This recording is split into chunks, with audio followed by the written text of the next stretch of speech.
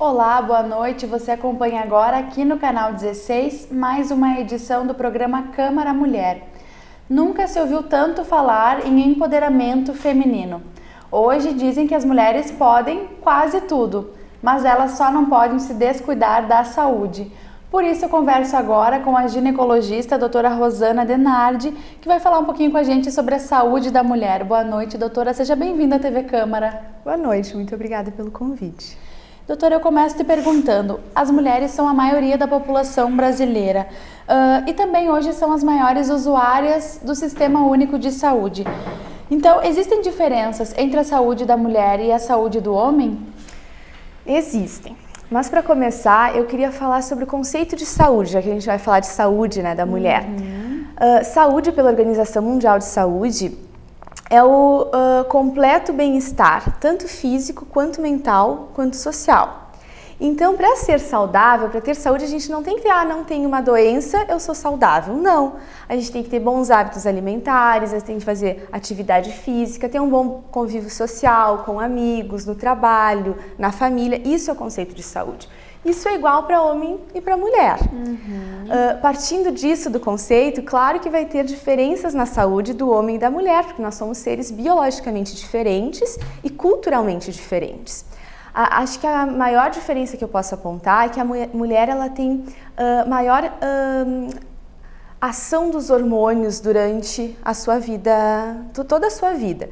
No período reprodutivo, por exemplo, os hormônios estrogênio e progesterona, eles fazem uma ação na mulher que dá proteção contra eventos cardíacos. Então, o homem nessa mesma idade tem mais infarto, por exemplo, do que a mulher, pela proteção que a mulher tem do estrogênio. Então, tem uma proteção com eventos cardíacos, proteção contra o colesterol alto, então isso é um fator positivo. Por outro lado, a mulher tem mais problemas relacionados aos hormônios, problemas endócrinos, então tireoidopatias, problemas reumatológicos como artrose, artrite reumatoide, doenças emocionais, então distúrbios de ansiedade, depressão, acometem mais as mulheres. Outro fato importante é que o corpo da mulher se prepara para uma gestação. Então, na gestação, que é um período de extrema importância na vida da mulher, também pode ser afetada por diversas doenças do período gestacional. E outro aspecto que eu salientaria de diferença é que alguns males, por exemplo, o tabagismo, o abuso do álcool, na mulher tem um efeito mais nocivo que no homem. Por exemplo, a mesma dose de álcool, no homem faz um efeito e na mulher é mais deletéria. O tabagismo, a mesma carga tabágica, na mulher vai causar mais câncer de pulmão do que no homem. Então tem que ter uma atenção especial à saúde da mulher. Eu falei dos dados do governo federal que as mulheres são as maiores usuárias do Sistema Único de Saúde, mas não é também só porque elas adoecem mais. A mulher tende a se preocupar mais com a saúde do que o homem.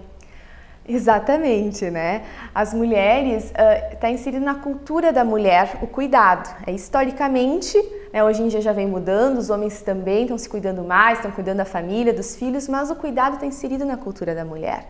Então a mulher é mais acometida por doenças, aquelas que eu falei anteriormente, é mais acometida por diabetes, por pressão alta, por doenças respiratórias também, mas ao mesmo tempo essa mulher se cuida mais, ela se diagnostica essas doenças precocemente, então consegue tratar as doenças e adquirir hábitos de vida mais saudáveis.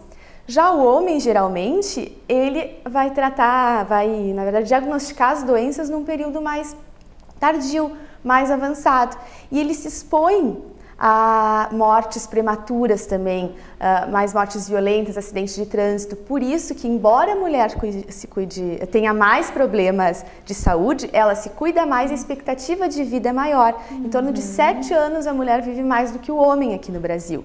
Justamente por isso, apesar de ficar mais doente, ela tem um maior cuidado com sua saúde. Bom, e essas diferenças, como tu falava, não são apenas ginecológicas entre os homens e as mulheres. Tu citou já dos problemas cardiovasculares. Por que, Rosana, são hoje a doença que mais mata mulheres no mundo, são as doenças cardiovasculares? Exatamente, O que mais mata tanto mulheres quanto homens são as doenças cardiovasculares, então o AVC, o infarto, doenças respiratórias como pneumonia, DPOC, também o câncer. Mas por que as doenças cardiovasculares ocupam o primeiro lugar? Porque os fatores de risco para essas doenças são comuns do nosso estilo de vida ocidental. Então, a pressão alta, que 35% dos brasileiros têm pressão alta, diabetes, quase 9 a 10% dos brasileiros têm diabetes, o estresse, a ingestão de bebidas alcoólicas, né, consumo exagerado, diminui as nossas defesas, aumenta o risco de doenças respiratórias, o tabagismo, o sedentarismo, né, mais que a obesidade, todos esses fatores juntos contribuem para a doença cardiovascular e, portanto, é a doença que mais mata. Então, como tu falava, esses são os vilões da saúde da mulher, né? Bom, os maus hábitos, né, tanto alimentares quanto a ingestão de álcool, né, o fumo, são então os grandes vilões da nossa saúde. Exatamente. Hoje em dia, o tabagismo, o sedentarismo na mulher, né, a obesidade, o alcoolismo, há décadas atrás, a proporção de homens e mulheres era 10 homens para uma mulher que bebia um consumo pesado de álcool. Hoje já é 3 para 1. Então, essa diferença diminuiu muito. O tabagismo, ainda os homens fumam mais que as mulheres, mas as mulheres jovens, está aumentando a incidência nas mulheres jovens. Mais de 1 bilhão de pessoas no mundo inteiro fumam, esse é um dado muito expressivo. Ele é responsável por mais de 50 doenças, mais de 12 tipos de câncer. 1 em cada 10 mortes é por causa do tabagismo. Então tem que sim aumentar as campanhas. No Brasil houve uma redução nas últimas décadas, de 30%, lá na década de 90, 34% da população, hoje só 15% da população é tabagismo, não é só. É alto ainda esse índice, mas está havendo uma redução e tem que se investir em campanhas porque ele realmente é muito nocivo. O sedentarismo, 42% da população brasileira é sedentária e as mulheres são mais sedentárias que os homens. Algumas pesquisas mostram que até 50% das mulheres são sedentárias, não fazem atividade física. E o que seria atividade física? O que é preconizado? Seriam 30 minutos diários por 5 dias de semana de atividade leve. Então, vou dar uma caminhada, andar de bicicleta, isso são atividades leves a moderadas. Ou então 20 minutos diários de atividade pesada, então exercício, um esporte ou uma corrida. Musculação na academia. Musculação até é como uma atividade mais leve a moderada, depende então da intensidade, mas exercícios de esporte, corrida, a gente diria como uma atividade mais intensa. Então a gente teria que mesclar atividades moderadas com atividades intensas durante a semana. Só que isso é difícil, né? Com a dupla jornada de trabalho da mulher, então no trabalho a mulher tem mais pressão ainda que o homem, é mais exigida, daí tem que buscar os filhos na escola, daí em casa tem que cuidar da casa, isso já vem mudando. Mas ainda... É uma questão cultural. Exatamente, ainda não, a gente está muito no início disso, então a mulher realmente às vezes não tem esse tempo, por isso maior índice de sedentarismo nas mulheres e maior índice de obesidade também, né? Obesidade... 20% dos brasileiros são obesos. No IBGE, na pesquisa do último IBGE de 2015, na verdade, quase 60% da população estava acima do peso. Então é muito, exatamente, 56,9%.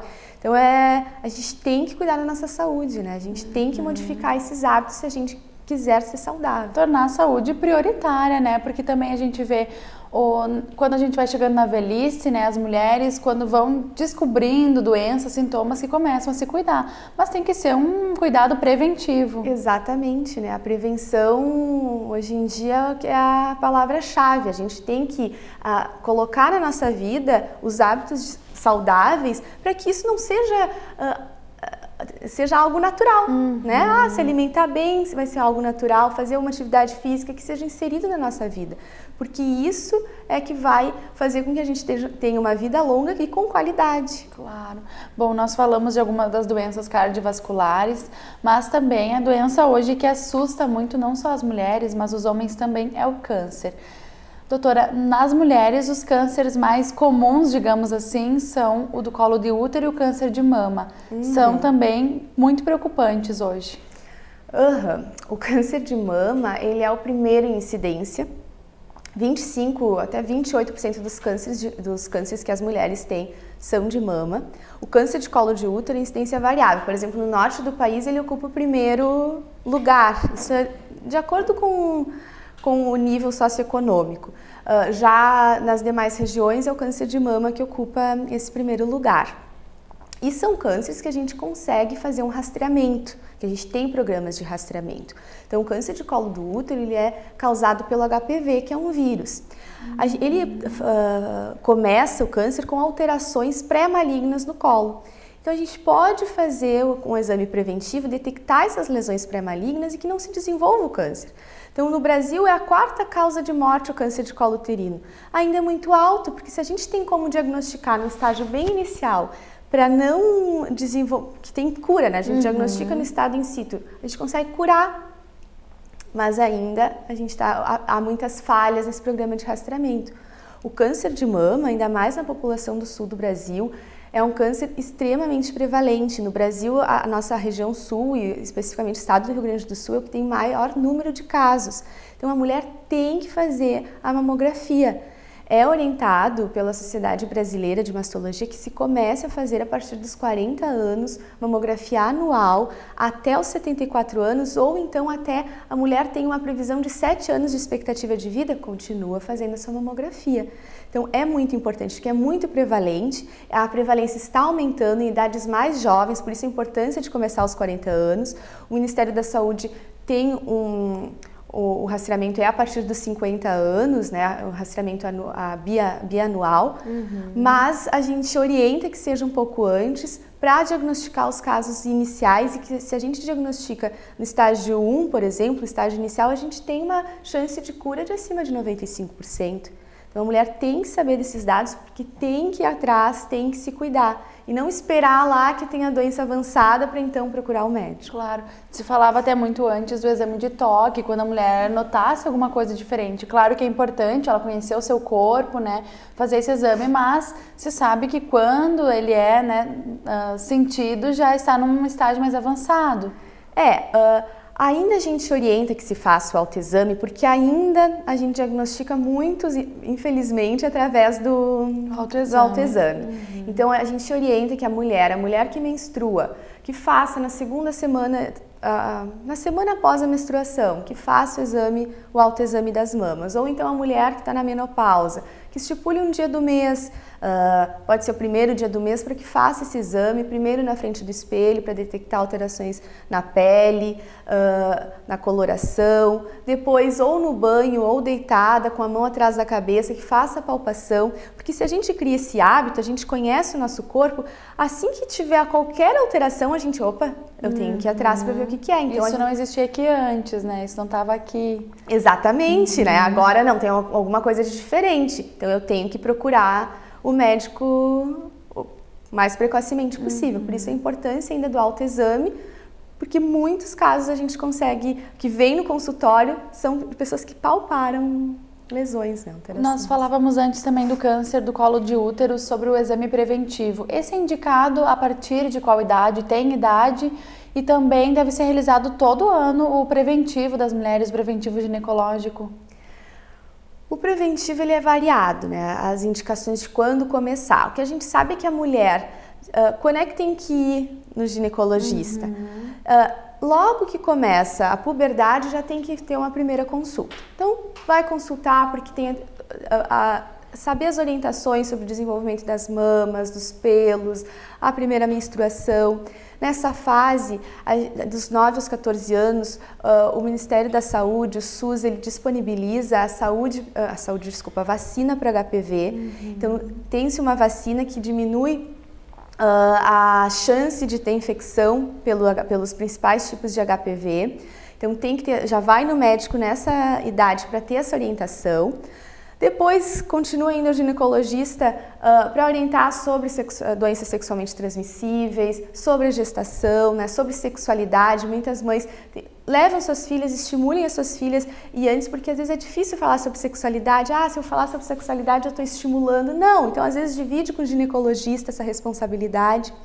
E o preventivo, né, quando começar o preventivo? De acordo com o Ministério da Saúde, a partir dos 25 anos se faz um primeiro exame.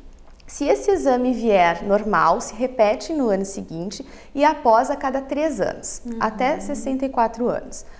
As sociedades internacionais, elas orientam começar um pouquinho antes, a partir dos 21 anos. Se tiver normal também, repete-se um ano e a cada 3 anos. Isso é rastreamento populacional. No consultório, vem a paciente, a gente tem que ver as características dessa paciente. É uma paciente que iniciou atividade sexual muito cedo, que tem muitos parceiros, então a gente vai iniciar esse exame mais cedo. A gente pode fazer esses exames em intervalos menores do que trienais. Então isso tem o rastreio populacional, mas tem o rastreio individual no consultório, de acordo com o perfil dessa paciente. Claro. Doutora, nós vamos encerrando esse primeiro bloco do nosso programa, em seguida retornamos então com outras informações sobre a saúde da mulher. Aqui comigo a doutora Rosana Denardi. Nós já voltamos.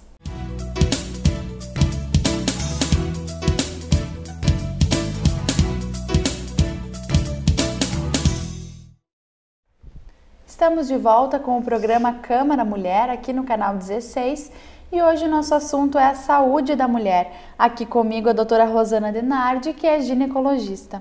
Doutora, nós encerramos o primeiro bloco já entrando um pouco nessas questões ginecológicas, né? Falamos do exame preventivo. Mas eu queria falar um pouquinho sobre, por exemplo, as mulheres, né? Voltar um pouquinho de quando elas devem procurar um ginecologista.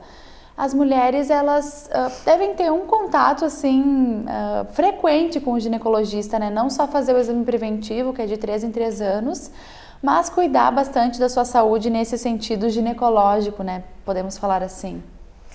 Exatamente, né? A mulher, ela tem que fazer essa consulta ginecológica anual.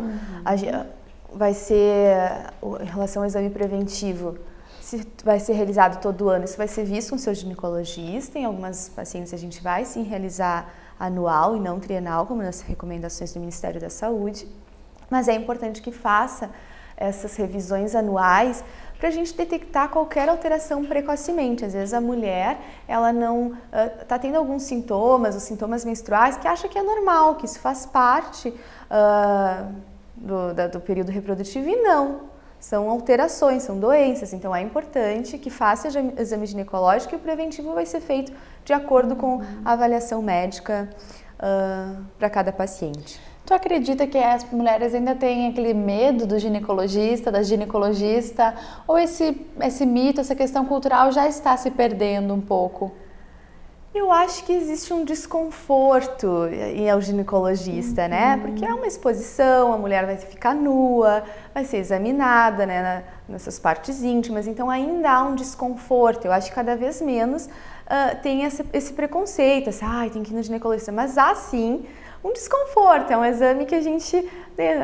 As mulheres não gostam, né? Não é desconfortável para algumas mulheres, então ainda há uma resistência porque gera às vezes um constrangimento, mas as mulheres estão cada vez mais procurando ginecologista, e a boa relação com o ginecologista, né? Ter um ginecologista que entenda que é um momento, a mulher fica despida, a gente vai examinar, né, as mamas, os órgãos reprodutores, então a gente vai entrar mesmo no íntimo da mulher, então é importante que tenha uma boa relação, o ginecologista deixe à vontade, então nosso papel também é importante. Se ela tem uma experiência ruim, ela muitas vezes, em vez de procurar outra pessoa, ela não vai ir mais. Então o médico tem uma importância fundamental, né, de deixar a paciente confortável para fazer esse exame que seja natural, que não seja com tanto medo ou com tanto receio. Claro.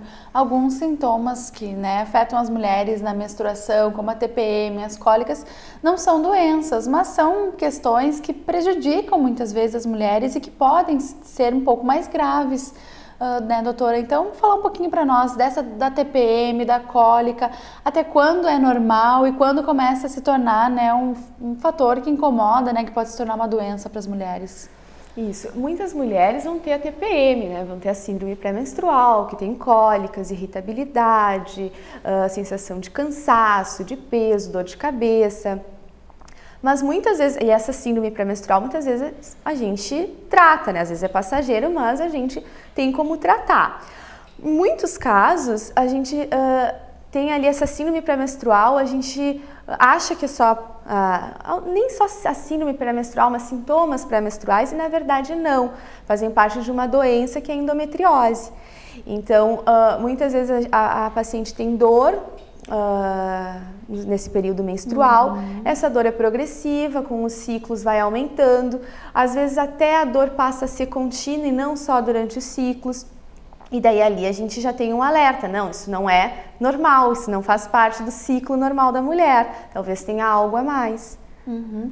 O que é a endometriose, né? A gente ouve que essa doença hoje tem afetado cada vez mais mulheres, mas muitas não conhecem, não sabem do que se trata. Isso mesmo, a endometriose ela é muito prevalente nas mulheres na idade reprodutiva, de 10, às vezes estudos até 15% das mulheres têm endometriose. No Brasil é de 7 a 10 milhões de mulheres com endometriose, é muito alta essa incidência. A endometriose, o que é, né? É quando a gente tem a camada tecido do endométrio, que é a parte interna do útero, aquela mucosa que descama durante a menstruação, ela se prolifera fora do útero. Ou seja, ela se prolifera nos órgãos pélvicos, no ovário, pode se proliferar na bexiga ou no peritônio, que é a membrana que reveste os órgãos pélvicos, abdominais, e vai se proliferar então um tecido externo ao útero. Isso é a endometriose. E a endometriose, ela vai causar aqueles sintomas que eu falei, né? Vai causar uma dor que pode influenciar muito na qualidade de vida, faltas ao trabalho, porque é uma dor progressiva. É uma dor que inicia lá nas menstruações, depois pode ser uma dor que se torna contínua com a progressão da endometriose. Pode ter dor na relação sexual, dor para fazer xixi. A gente tem a endometriose está relacionada a 35 a 50% dos casos de infertilidade, então causa infertilidade. Ela afeta realmente a qualidade de vida da mulher. Então, a gente tem que atentar para essa doença que muitas vezes ela aparece logo depois, ela está presente logo depois que a gente começa a menstruar, mas a gente só vai diagnosticá-la por volta dos 25, 30 anos de idade. Porque se atrasa no diagnóstico, acha que é normal, acha que isso faz parte. E daí, se a gente atrasa o diagnóstico, é uma doença progressiva, ela vai piorando. Então, aumenta os casos de dor pélvica crônica, aumenta a infertilidade. A gente tem que atentar, por isso essas consultas no ginecologista, para o ginecologista prestar atenção. Existem exames, vários exames que a gente pode diagnosticar, exames laboratoriais, exames de imagem, mas não é tão fácil assim, às vezes, diagnosticar endometriose. Muitas vezes a gente tem que lançar mão de cirurgia minimamente invasiva, de videolaparoscopia, né? Mas a gente tem como tratar. Tem como tratar com anticoncepcionais, a gente tem como inibir essa menstruação com medicações que supressoras da função ovariana, ou às vezes tem que ir para uma cirurgia, cauterizar esses focos de endometriose, mas a gente tem como evitar a progressão dessa doença, então ela tem que ser falada, a gente tem que atentar para a endometriose, porque muitas vezes a gente retarda o diagnóstico, vai diagnosticar só lá quando tem infertilidade. Então a gente tem que atentar para o diagnóstico ser cada vez mais precoce, não só os pacientes irem em busca, mas os médicos também estarem mais atentos. Ela teria uma causa, seriam mau hábitos ou alguma coisa relacionada mesmo a medicamentos, genético? O que seria o causador da endometriose, doutora? A gente não sabe a causa, existem diversas teorias, né? A teoria mais aceita é que há uma menstruação retrógrada, a gente chama, que o endométrio ele descama, sai ali pelo colo uterino, pela vagina, mas ele também vai pelas trompas e se deposita na cavidade pélvica abdominal. Mas essa menstruação retrógrada está presente em quase, às vezes, 66% a 90% das mulheres, mas nem todas vão desenvolver endometriose. Então, a gente ainda não sabe exatamente o que, mas está relacionado a alguns fatores imunológicos. Então, algumas mulheres têm alguma alteração na função imunológica que propicia o desenvolvimento de endometriose. A gente sabe que está relacionado com se a mãe tem endometriose, tem mais propensão a ter. Mulheres que têm uma menstruação mais intensa, um fluxo intenso, também tem mais propensão ao fluxo, ou ciclos curtos, né, com intervalos menores, também são mais propensas, mas a causa é multifatorial e a gente ainda não tem algumas teorias, mas a gente não sabe uma causa específica. Claro. Eu queria te fazer uma pergunta com relação aos anticoncepcionais. Também é uma questão que hoje é até pouco polêmica, causa muitos mitos, né? Muitas pessoas, a gente ouve falar que anticoncepcional pode causar doenças, pode causar uma trombose. O que, né, as mulheres podem confiar no anticoncepcional e também, bom, pode causar sim uma doença, mas também não é em todas. Existem mulheres mais propensas a ter essas doenças. É, por isso que a importância, né, a gente não pode generalizar. Claro. Não vão ser todas as mulheres que vão usar o anticoncepcional hormonal. Não vão ser todas as mulheres, a gente vai ter que individualizar, o médico vai ter que individualizar. Sim, o anticoncepcional é um remédio, é uma medicação. então ela vai ter riscos como qualquer medicação. Aumenta o risco de trombose? Vai aumentar o risco de trombose. Tem alguns anticoncepcionais mais, outros menos. Mas, por exemplo, a gestação, ela aumenta o risco, esses hormônios aumentam mais de 30 vezes na gestação, então o risco de trombose na gestação é muito maior. Então é relativo esse risco de trombose, mas sim, existem preocupações, algumas pacientes têm alguns fatores de riscos, não são aconselhadas a usar o anticoncepcional hormonal e são o combinado, existe o combinado, que é de estrogênio e progesterona, existe só de progestágeno, né? Então a gente vai ter que adaptar para cada paciente, mas não é, eu estou usando anticoncepcional, isso faz mal para a minha saúde. Bom, então se eu não usar o anticoncepcional, eu vou engravidar, uma gravidez indesejada, e daí sim eu vou ter o risco da gestação, o maior risco de trombose, de doenças da gestação. Então é relativo, tem pacientes que não se adaptam com métodos não hormonais, então a gente tem que usar o método hormonal, mas tem que ver com o seu médico. Pacientes de risco não vão usar. Pacientes com risco baixo podem usar sem preocupação nenhuma. Hoje a gente tem anticoncepcionais, tem uma dosagem baixa de hormônios, uma dosagem que não aumenta tanto os eventos tromboembólicos, que é o que mais nos preocupa. Então tem como usar, tem como ser seguro, mas com a orientação médica adequada. Bom, e também existem os métodos não hormonais, como tu falava, hoje é o DIU, outros métodos, né? Quais são eles, doutora? Como é que funciona mais ou menos para a mulher que não quer tomar o anticoncepcional?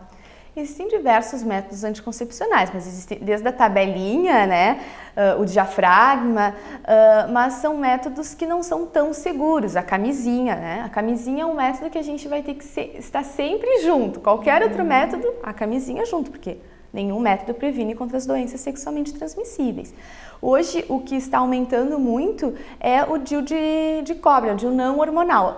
O DIU hormonal também, que tem progesterona, ele é um DIU que é muito usado nas mulheres, porque as mulheres ficam sem menstruar, mas o DIU de cobre está crescendo muito o uso, justamente porque não leva hormônios, é mais fisiológico e ele tem uma segurança extremamente eficaz próxima à ligadura tubária, por exemplo. Então, a gente incentiva cada vez mais o uso de DIU, tem mulheres que não se adaptam, porque algumas mulheres vão apresentar um aumento do fluxo menstrual, mas é um incentivo para a gente diminuir essa oferta de hormônios, né? E é um dos mais seguros. Bom, outra questão que hoje afeta muito as mulheres é a menopausa. Ela é encarada por muitas até mesmo como uma doença, né? Mas não é uma doença, é uma questão natural, né, da vida da mulher. Exatamente. Ela assusta, né? Mas faz parte do nosso ciclo vital. A gente vai ter o período reprodutivo e a gente vai passar pela fase que os ovários não vão mais produzir os nossos hormônios femininos, a gente vai parar de menstruar. Então, apesar de não ser uma doença, de ser um processo fisiológico, ela vem acompanhada de sintomas e de aumento de risco de algumas doenças, por isso que assusta. Após a menopausa, a mulher tem mais, como eu falei lá no início, né, que os hormônios femininos protegiam a mulher de problemas cardíacos. Após a menopausa, a gente perde essa proteção. Após a menopausa, a gente tem mais dislipidemia, os triglicerídeos aumentam, o HDL, que é o colesterol bom, ele decai. A gente tem mais risco de osteoporose, por exemplo. Não só de doenças, mas os sintomas que envolvem a menopausa. Quase 80% das mulheres vão apresentar fogachos, que são os calorões, aquela sudorese noturna, que vai atrapalhar, vai ter insônia. A questão da sexualidade, ela é alterada porque a gente tem uma diminuição da libido, diminui os nossos hormônios femininos. Então, a gente tem uma diminuição da libido, tem secura vaginal, a memória diminuída, a tensão é diminuída, a gente tem mais risco de depressão. Então, são diversos fatores que não vão acometer igualmente todas as mulheres. Tem mulheres que vão passar por esse período e vão ter alguns sintomas que vão ser passageiros e que vai ser mais tranquilo, mas tem algumas mulheres que vão passar por esse período intensamente, com diversos sintomas. O que a gente orienta, né? Se a gente, esse período que é da menopausa, que vai mais ou menos, a menopausa é a parada da menstruação, então esse período pode ser de 45 a 55 anos. Nesse período, o que é o ideal? Que a mulher esteja, o que a gente falou desde o início, com hábitos de vida saudáveis. Então, se a mulher estiver no peso ideal, com uma alimentação equilibrada, rica em nutrientes, se estiver praticando atividade física, se estiver inserida no meio social, porque nessa idade os filhos vão embora, a mulher está na época de se aposentar, ela fica mais isolada. Então, inserida num grupo social ainda, né, não nesse isolamento social que acontece em muitos casos, ela consegue passar por esse período de uma forma mais tranquila. Sempre a prevenção é o melhor remédio e se não, algumas mulheres a gente precisa usar a mão de alguns medicamentos, algumas vezes reposição hormonal, mas nem sempre, às vezes a gente tem outras terapias alternativas para que não seja um período tão sofrido, né? Que seja passado seja também uma época prazerosa, de descobrimentos, né? Um momento também de felicidade, não de tantas angústias e transtornos na vida da mulher. Claro. Rosana, é impossível a gente falar de saúde da mulher sem falar um pouquinho da maternidade, que é o fator que mais altera a saúde da mulher, seja fisicamente até psicologicamente.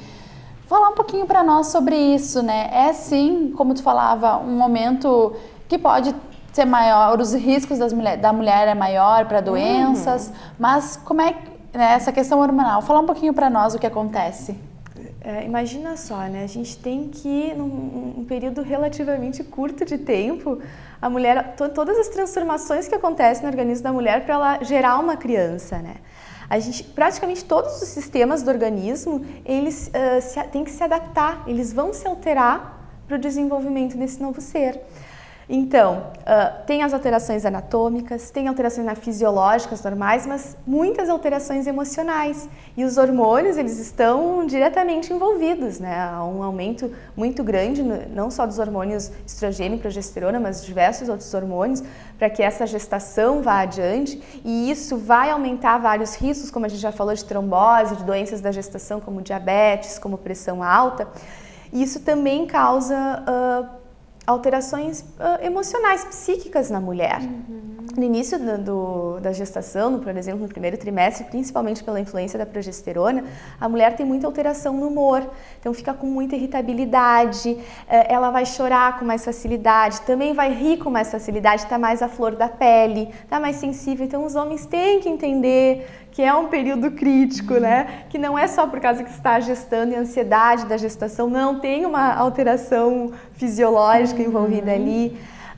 E a ansiedade, né? Os hormônios também contribuem para essa ansiedade, mas é um período de ansiedade normal. Por exemplo, no início da gestação, descobriu que está grávida, o medo de perda que a gente tem no início.